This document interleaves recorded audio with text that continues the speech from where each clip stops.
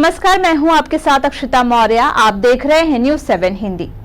बांग्लादेश की सियासत में इन दिनों एक नई बहस ने जोर पकड़ लिया है, जिसकी जड़ें उस कथित क्रांति से जुड़ी हुई हैं जिसने पिछले साल देश की सियासी तस्वीर को हिलाकर रख दिया था।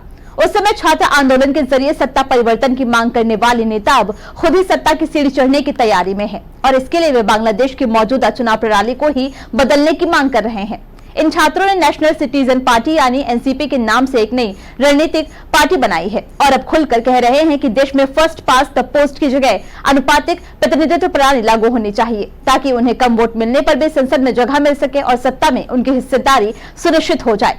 मौजूदा प्रणाली में जिस उम्मीदवार को सबसे अधिक वोट मिलते हैं वही विजेता घोषित होता है, लेकिन प्रस्तावित प्रणाली में पार्टी को जितने प्रतिशत वोट मिलेंगे उस अनुपात में उसे संसद में सीटें मिलेंगी। इस मांग को लेकर सियासी घमासान छिड़ चुका है। बीएनपी ने इस प्रस्ताव का सख्त विरोध करते हुए साफ कहा है कि ये एक सोची समझी चाल है जिससे कुछ गिने चुने चेहरे सत्ता का सुख भोगना चाहते हैं। बीएनपी के प्रवक्ता सलाउद्दीन अहमद ने कहा कि अनुपातिक प्रणाली बांग्लादेश की राजनीतिक संस्कृति के लिए उपयुक्त नहीं है और इसके पीछे एकमात्र मकसद है चुनाव में देरी कराना या उन्हें टालना। वहीं इस बहस में नया मोड़ तब आया जब कट्टरपंथी इस्लामी पार्टियों में से एक इस्लामी आंदोलन बांग्लादेश ने भी राजधानी ढाका में बड़ी रैली करते हुए वही मांग दोहरा दी, अनुपातिक प्रणाली से आम चुनाव कराने और उससे पहले स्थानीय निकाय चुनाव करवाने की।